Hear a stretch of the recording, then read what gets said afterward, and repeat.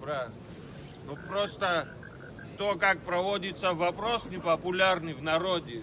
Если в семье один брат не согласен, он должен другого хотя бы спросить, почему так, и сесть поговорить. Что мы и пытаемся сделать уже 1,5 года. Я напомню, это все, процесс начался не сегодня, перед неожиданно возникшей сессией завтра. Как будто что-то скрыть хотят, почему таким образом назначена дата сессии. Нас это возмутило, поэтому мы здесь. Процесс идет уже больше 1,5 лет. Пицунда, шахоз так нормально не сели, не обговорили. С упорством, завидным упорством, не знаю, с чем сравнить в недавней истории, этот человек проталкивает, или сторонник, или как хотим назовем, это непопулярное решение. Решение, которое, оказывается, должно стать камнем преткновения в наших международных отношениях. Когда вообще до абсурда мы доспорились и договорились. Сами создаем проблему там, где ее нет. Не знаю, кто это делает, зачем это делать, ко всем обращаюсь, и к ребятам здесь в погонах стоящих, выполняющих свой служебный долг. К людям, стоящим на этой стороне, выполняющим свой гражданский долг, не согласные, не побоявшиеся, вставшие с теплых диванов и решивших, что надо здесь нужнее быть, на защите интересов своей страны. Поэтому мы в этом плане, все мы защитники чего-то общего, хочу до всех нас донести в первую очередь. Сегодня пицунский вопрос, непопулярный, прошел. Допустим, очень сильно в кавычки беру это слово. Сама форма проведения этого вопроса, не прислушиваясь, не уважая мнения своей какой-то части населения, завтра, люди, откройте уши, завтра пойдет вопрос продажи энергетики, введения апартаментов в самом отвратительном виде, изменится демографическая ситуация. Все, кто против слов, которые я сейчас говорю, а через 5 лет мы с вами встретимся, если это будет правда, что мы друг другу скажем? Не ради укора говорю, мы просто через 5 лет можем ничего не изменить, друзья мои, братья мои. А если есть малейший риск потери тех позиций, на которых мы с вами в результате многолетней борьбы наших старших, наших отцов доползли сюда, если есть малейший риск, можем ли мы просто сидеть молча и дать этой угрозе свершиться? Сейчас эмоционально говорю, но, видимо, логических аргументов наших слышать не хотят, прислушаться друг к другу не хотим. Будем так говорить. Сегодня здесь мы стоим, вопрос вот у всех, что мы тут будем делать. Мы объявили бессрочную акцию мирную протеста, мы объявляем пикет, никуда, то есть мы отсюда не уйдем. Мы будем требовать от этого парламента, от этого состава депутатского, перенести эту завтрашнюю сессию, снять с рассмотрения вообще этот вопрос, вызывающий столько противоречий. Мы здесь немножко подискутировали вот с ребятами. Еще раз повторю то, что вчера мы им говорили. Есть пути решения этого конфликта мирным путем, согласительным, всякие комиссии там и так далее, и так далее. Если мы протягиваем руку, если мы даем этот путь, сами на него указываем, я не знаю тогда, что ответят нам, с какой совестью люди должны нам ответить. Пикет мы объявляем, я говорю за себя, Ливан говорит за себя, мы вот здесь стоим и никуда не уходим. Кто решает за себя, но я думаю, большинство людей, пришедших сюда, не просто так пришли. Так что прошу вас нас поддержать. Все рассчитано на вашу сознательность. Спасибо. Давайте обсудим, что Баша Гулома. Давайте поговорим. Вопросы есть у вас? Кто понимает, рядом встаньте, друг другу обсудим, друг с другом подискутируем. Но я хочу одну вещь сказать, друзья. Сейчас, может, не все знают. Ливана я посвятил.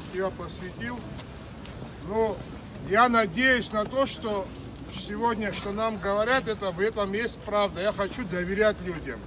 Есть люди, которые сейчас между нами ходят, какие-то вещи прорабатывают именно по этому соглашению.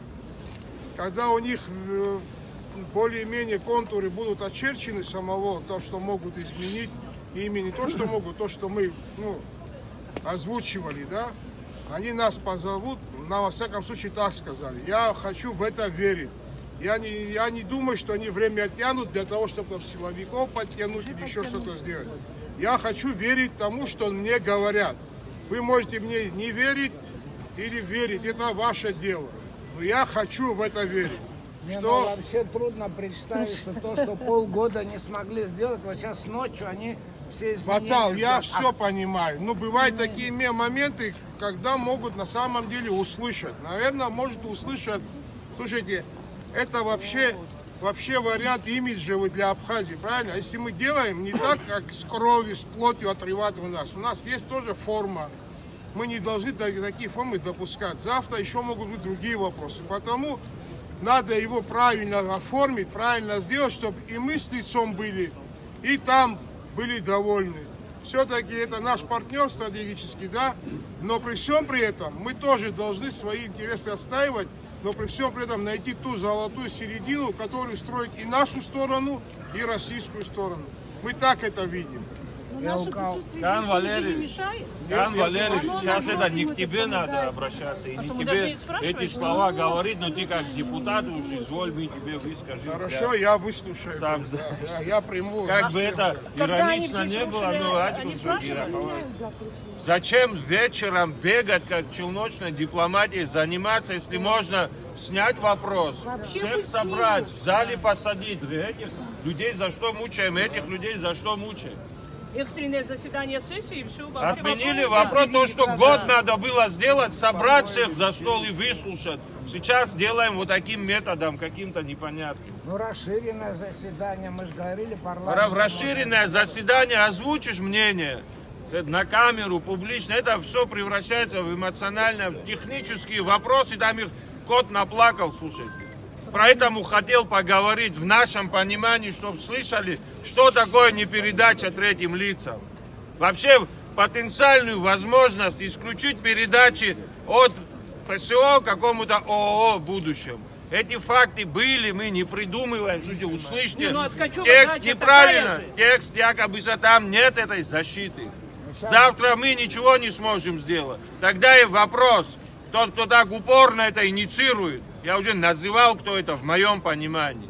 Либо это заинтересованное лицо, либо он находится под каким-то необыкновенным влиянием, что мы не знаем, что наше мнение всех для него не интересно. Вот один момент, что это что-то криминальное мы озвучиваем. Не дать эту возможность. Что дали ФСО российскому, ради Бога, пользуйтесь, отдыхайте, охраняйте. Следующий вопрос, юрисдикция. Слушайте, на квадратном метре страны нельзя просто так отменять юрисдикцию по непонятному, спорному соглашению. Нам ребята приводят в пример военные базы.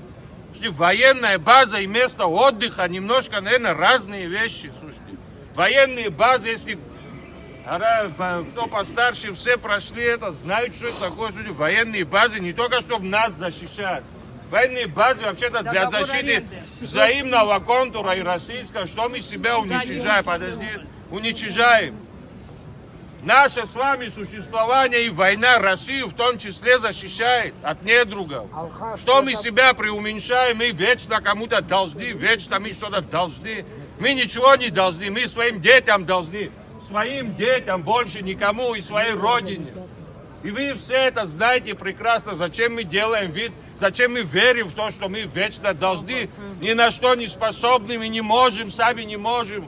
Слушайте, в 93-м году сами хлеб пекли солдатам нашим, ботинки шили сами, кто не помнит.